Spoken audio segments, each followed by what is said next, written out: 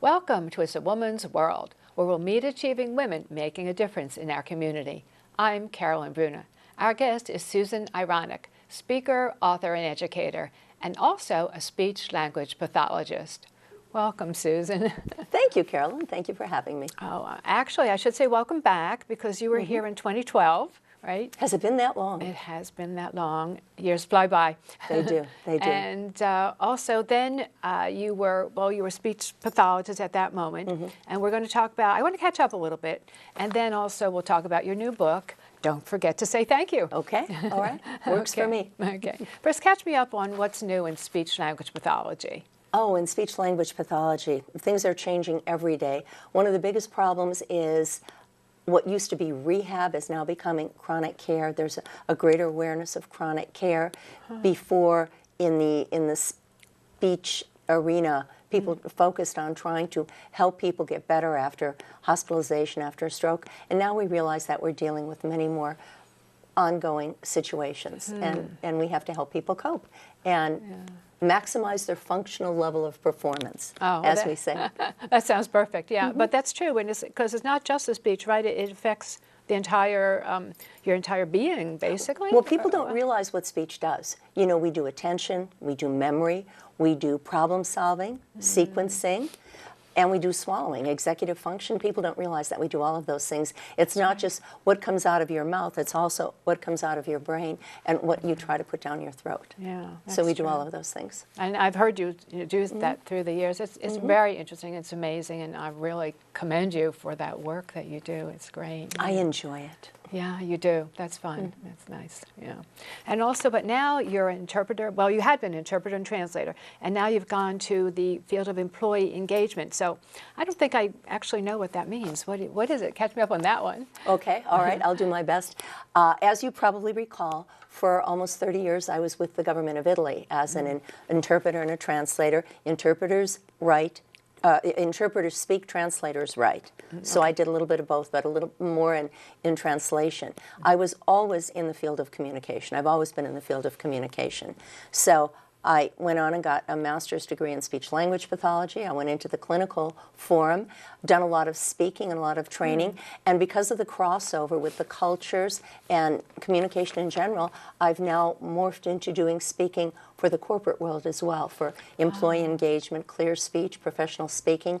Also because we have so many multilingual healthcare providers, especially at the direct care level. The nursing, we call them certified nursing assistants. So there's a tremendous need. There are a lot of people out there who do not speak English as a native language, and there's a greater need among those who are non-native speakers of English as well. So we have to meet all those needs. Yeah, you're multifaceted, Susan. You really are. Communication. Communication is everything. Everything is the result of communication. Everything good, everything bad in the world is a result of communication or the lack of it. And I'll stop there. You know, we should make that into a bumper sticker or something, you know, the motto or whatever you call it. Yeah, that is so true. It is so true when you think about it. Everything revolves around communication, and not just verbal. Oh, true, right, body language, all that. And your multifaceted career is all centered on communication. But now your new book, how does that fit into communication, or does it? I'm sure you're going to tell me it does. It's Don't Forget to Say Thank You. So explain the communication fit with the book. It does indeed. And people have asked me before, they said, you're off on a different tangent. And this is a parenthesis in my life. This book is based on, it's a book about gratitude and kindness and about being gentler and more forgiving of ourselves and others. And that's all about communication. It is based on 20 things, not the only 20 things my mother shared with me, many, many more, but 20 things that I wrote down as quickly as I could when she died, because I knew I'd have to be my own mother, and I wanted to remember the things that she told me. And so I based the book on that. And I had the information for, oh my goodness, 20 years plus. The last 5 years, I got a feel for how I wanted to develop it. And then I decided that it would be the perfect thank you gift for the many patients who have invited me into their lives and into their homes, and the many referrals, because almost all of my patients and my clients are referrals. And I wanted to be able to thank them. So I thought that this was the perfect book. That's interesting. Actually, that was going to be one of my questions to you. You said something to me before about that, a thank you to the referrals and patients for inviting you into their homes. But I don't quite understand, why does this saying thank you to them? Well, I'm sorry, I didn't mean to cut you off. It all started because of a young man with the next execs for the Greater Bethesda Chamber. They invited me in to address the group on networking, communication skills, and building their networks. And he's posted such laudatory comments on social media. And in my world, you write a note and you say thank you. And I wanted to send a gift, and I didn't have a gift. And I wasn't going to buy somebody else. I thought this is the perfect opportunity for me to make this book a reality. And that's why it's don't forget to say thank you. And it focuses, one of the most important aspects focuses on finding the nice way to say things. And you have said that to me, explained that to me many times, knowing you through the years about, that's very wonderful. Yeah, good. You know what, I want to, though, your book is here and we'll be showing it, but I wanted to mention a few very basic things, if you don't mind. The color, first of all, I love orange, and as you see, we're wearing orange today, but I did it for your book. Thank you. But it's one of my favorite colors also. It's always been. I'm kind of a fall person anyway, you know.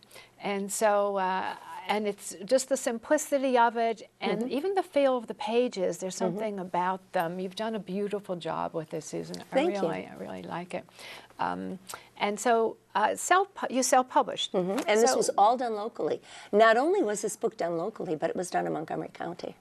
Montgomery County, Maryland, where we are. Yes, yeah. Oh, that's great. That's great. So, and you were saying something about working with people that you know and like. People do business with people they know, like, and trust. People ask me how I self-published. It was a learning curve, a learning experience. It's a journey. But I worked with a gentleman in the area I know, like, and trust. He has a publishing company. He put me in touch with his editor, and she and I ran from there. I've never met her, by the way. We've been joined at the hip during this journey, but she's in Picayune, Mississippi. We heard that name. Is it really exist? It does exist. It does exist. And the best editor in the world lives there. Well, that's good to know. Yeah, I'm glad. And now you also, part of this, you had said, was something about a child, you of course growing up in the 60s or 70s, and what you went through and experienced during that time. There was turmoil during that time. You know, I was also growing up during that time. What was happening there? Where are you from? I grew up in Milwaukee. Milwaukee. In the inner city of Milwaukee. And it was a period of civil unrest. I did not experience segregation directly because my world was always an integrated world. But I saw what was going on around me, and I asked questions. And this book is, to a large extent, there are parts of it that everything is framed in that environment of having grown up and asking questions. Why? As children do. Why is that? And my mother nurturing me and encouraging me to make my own decisions, not telling me what to think, but teaching me how, and helping me understand why. Yeah, she was a great influence. Of course, our mothers are on us, but some to more or lesser degrees. And you've had a wonderful experience. It sounds like a marvelous mother that taught you lots of things. Of things that you can now carry forth. What are some of the things that you remember most or recall most that you want to share with us about what she taught? Well, we're all products of our environment. And so often people spend so much time going to therapy and trying to finger point and find out why they are the way they are. But it's important to understand that we are all products of our environment, and to take the plus and the minus from it. My mother's life was conditioned by her life on stage. She was a performer at a very young age. She started at the age of 4, believe it or not. And it colored the way she viewed people and life. She didn't have the bias. She saw things through an artistic prism, the quality of their work, and she encouraged me to do the same thing. The importance of every night is opening night, which is another way of saying do your best. A spirit of tolerance, a spirit of collaboration, appreciation, encouraging people. I remember as a child, watching someone at a ballet and the person fell and everybody applauded. And I remember looking at her and saying, that person fell, why are they clapping? And she said, encouragement. It wasn't part of the plan. They want to get her back up and dancing again. Oh, that's wonderful. So those were interesting, just some of the things. But every night is opening night, I think, is one of the big ones. There's so many in there. There are 20, you know. And you can get them all if you buy the book. We know that. Thanks. Okay. So I know the book is dedicated, of course, to your mom. And Actually, no, it's dedicated to my business partner, Detta Bozar. Oh. It's in honor of my mother. Oh, and, okay. And I was going to go into Detta right now. I was going to say it's dedicated to your mom and then also for Detta, but it's the opposite. It's for your mom, but dedicated. Oh, that's very interesting. Okay, so Detta, right, your business partner, and I was going to go into, or I want to go into, the meaning of mentorship or having somebody to work with who encourages us and supports us, basically. And you've had that, I'm sure, with each other probably, but Detta has done that for you. And explain that. I'm so into that type of a lot of people support for women, particularly today. So what did she mean? How did that work out?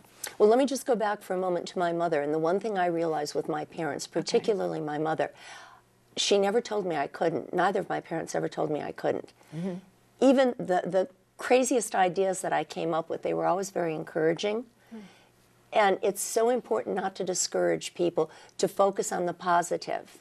And I think parents, it's very hard. People are very busy, and they sometimes aren't as nurturing and as encouraging as they could be, and you don't realize the impact that it has on a younger person. Now, when I was coming up, they didn't stress mentoring as they are now.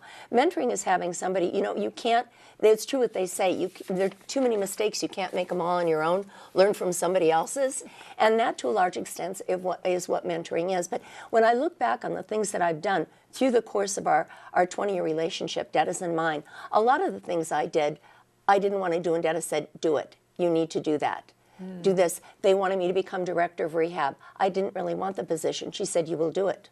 I said, okay, all right, I'll accept, I'll do it. But you know, you learn, they guide you because they've been there. They've walked those steps before, and that's what a mentor does. And it's important to have other people, and it's important to have men and women, not just one gender. It's because we all work together, and you come across with men and women bring different things to the table. Right. We need both. Yeah, no, I definitely agree with that. And I didn't know that for years, but now I've been reading about it lately, and it makes perfect sense. And especially now when we seem to be separated and people are attacking each other, and we are supporting more women, but yet it doesn't mean that we are discounting the information and the knowledge and the encouragement from men, because we do need that, and we need them to support us. I have a wonderful story. I do this thing called Susan's Salon, and I'll bring like 12 people together in a given area, and it's like Mission Impossible. The reason you're here is, should you decide to accept it. And we all come together to share the information. I have a friend who wrote a book.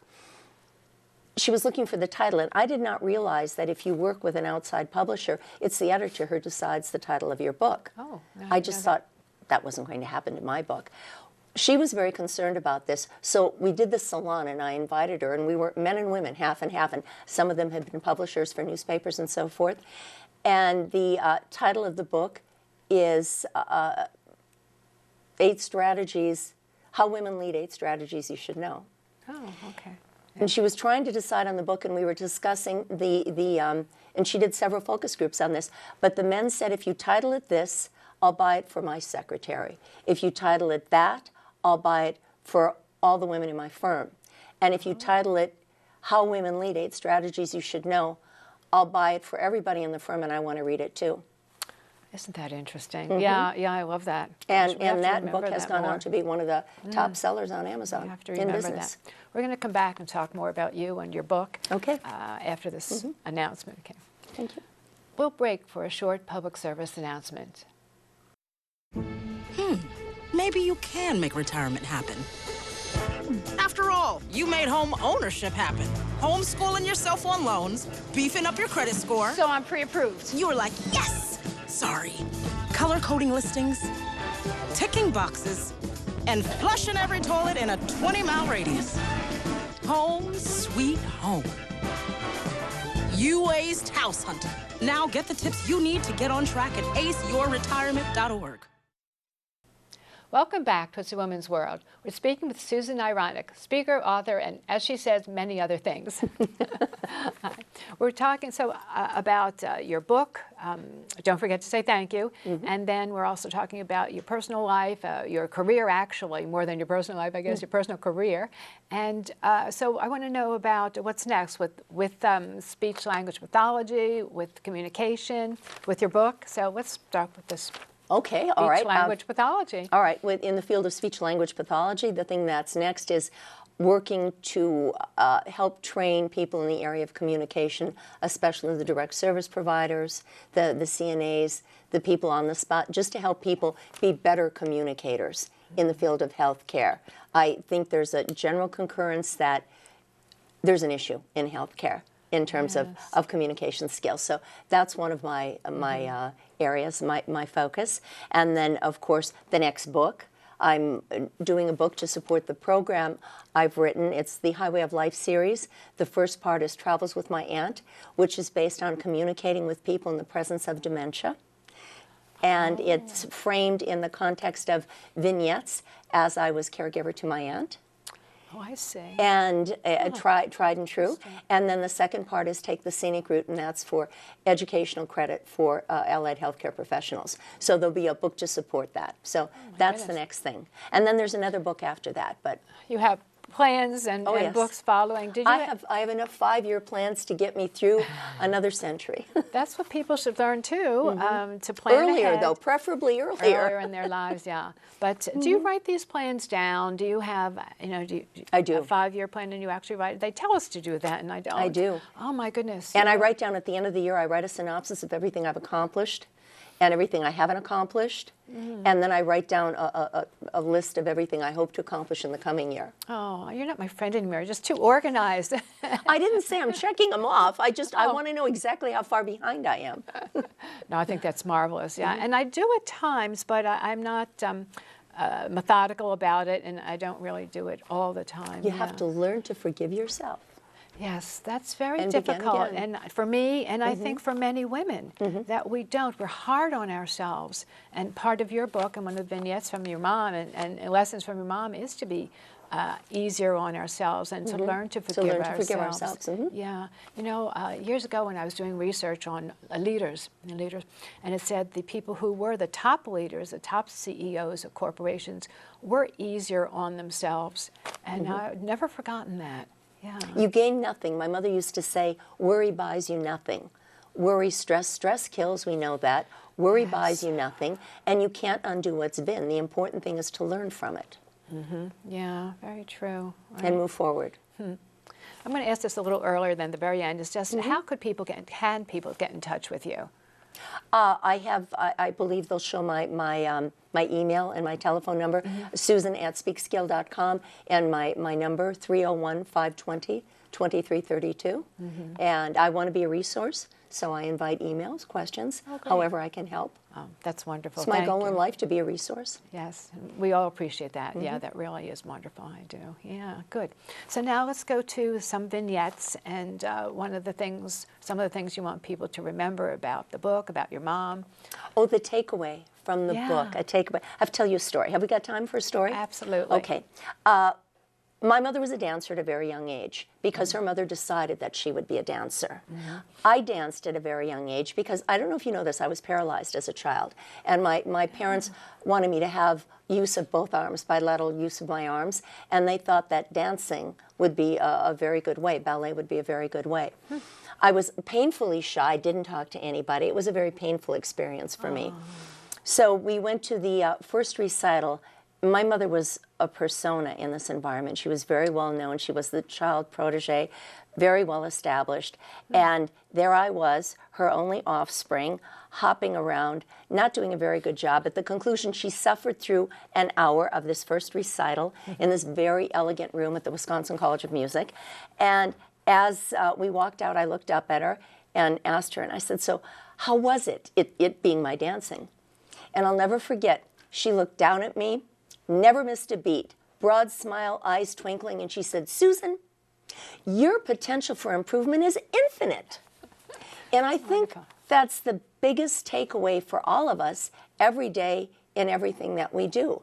Our potential for improvement, to be better, to do more, is infinite. It's up to us to find it. Yeah, yeah, that's so marvelous. It's a wonderful story, and I did not know that about you. That's marvelous. And you obviously have recovered, and the dancing helped you. Oh, absolutely. And your mother helped you. Yeah, oh, that's amazing. Yeah, yeah, that's great. Very fortunate experience. We learn from everything we do. We do. That's why you can't forget to say thank you. So true. Yeah, yeah. You have, now you said your new book about your aunt, and that's something else I didn't know, that you caregive. Travels with my aunt. Yeah, you're a caregiver. And of course, you know I was a caregiver for my mom I for do. almost 11 years. Yeah, so we have that in common. And the vignettes, I like your idea of putting things in vignettes. How did you get to that, or did that come to you naturally, short, succinct? People remember in stories. People remember better in stories. They don't remember details, but they'll remember the story. And it's important to make it real.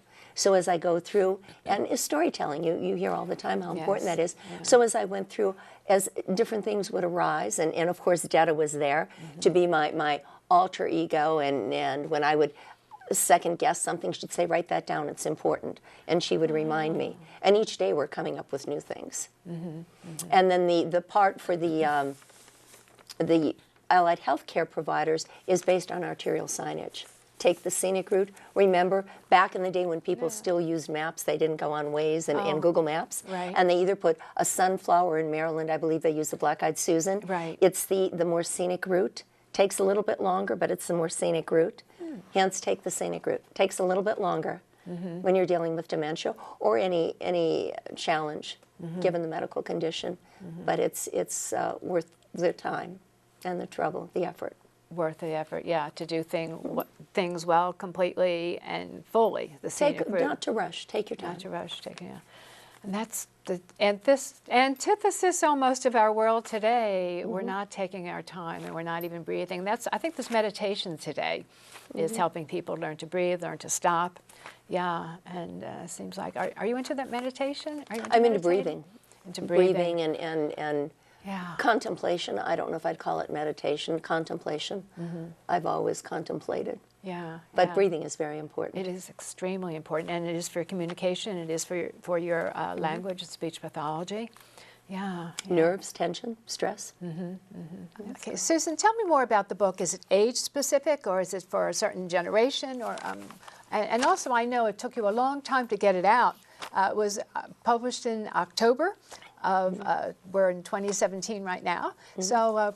Go expand for me. Tell me about it. Thank you for reminding me about that, Carolyn, about how long it took. It did take a long time, and I will explain why. It's a very deeply, there were some hang-ups. We had two parameters. It had to be a hardback book, and it had to be made in the United States of America. I was adamant about that. I was unyielding. That hardback took some doing. And so we got that all sorted out. It's a deeply personal book, so that every time my editor sent me the rewrites, I would relive my childhood, and I would wind up in a puddle of tears. And you can only do that to yourself emotionally so many times in a rewrite. So I'd have to get my steam back and begin again. So that's one of the reasons it took so long. I do remember you had said it was written through love and tears, but you hadn't explained too much of it. Yeah. Oh, yes. Okay. Oh, yes. Yeah. And it was interesting to have the editor saying, I taught my grandson this just the other day. So with reference to, is it age-specific? No, it's for everybody. There's something in this book for everybody. Remember, it's about gratitude and kindness. It pertains to everyone. The interesting thing is that a lot of people are calling me and buying them in large numbers. They're sending them to their grandchildren and their children with special dedications. Oh, that's and I think lovely. one of the most important things, going back to, you asked me about one of the most important things, and I think this is so poignant and so important today with all the bullying. And we hear this all the time. Every day there's something on social media about children, about abuse, with all the scandals that are going on. But this is something that my mother taught me. I was 4 years old. I'll never forget. I was playing with the worms. You never knew you could learn so much from worms. Oh, actually I do know, because biology class and cutting things apart, yes. Well, let me tell you about the worms. I was playing with the worms, and I was cutting them in half, I learned about regeneration. I also learned from Jack Hanna that it's not true that both survive. They both survive, but only one is stronger, and they're both compromised. So I was cutting these worms up, and of course my mother discovered, I was with the neighbor girl, as I said, 4 years old, playing in the yard. She came up the driveway with a grocery bag in her arms, and as mothers always know, she, screeched my name, Susie Wranik, first and last name, which is what those situations are reserved for. And she saw that I was not only cutting the worms in half, but then she saw the aluminum salt shaker. Oh. And she said, then what were you doing? And so then I got to the part about salting, and she was just, tears welled in her eyes, and she said, don't you ever let me see you do that again. She said, you're not only killing those little creatures, you're torturing them in the process. And the bullying starts with animals. True, yes. And people and individuals, we're the only species that kills for sport. And if people learn to be kind to all living things, to appreciate all forms of life, plants, I've been known to dumpster dive to save plants. Just because the person couldn't care for them anymore, there was still a lot of life. I have no green thumb, but I rehomed them and they're thriving. They're doing well. Right. But to have respect for all living things, if we could impart that bit of wisdom at a very young age to everyone, what a different world we'd be in. Yeah, that's true. Because basically we all have that in us, though. But we have to learn to direct it, not to let it out of our front door, so to speak, and to make sure that we can control these rages, these feelings, the anger. We have to be checked. Because we are human beings and we have the thought process to go along with it, so we learn to check it. We have to be taught empathy and compassion. That's it. But you're very lucky that your mom was able to. She caught me with those worms early in the game. And you've certainly remembered that. Oh, indeed, indeed. Thank you, Susan. It's been lovely having you here again. Thank you, Carolyn. It's been a joy to be with you. You're welcome.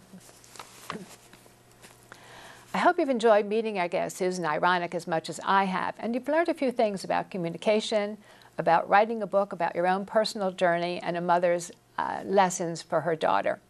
If you know a woman who's gone above and beyond to contribute to our community, please email us. We're It's a Woman's World at MMCTV.org.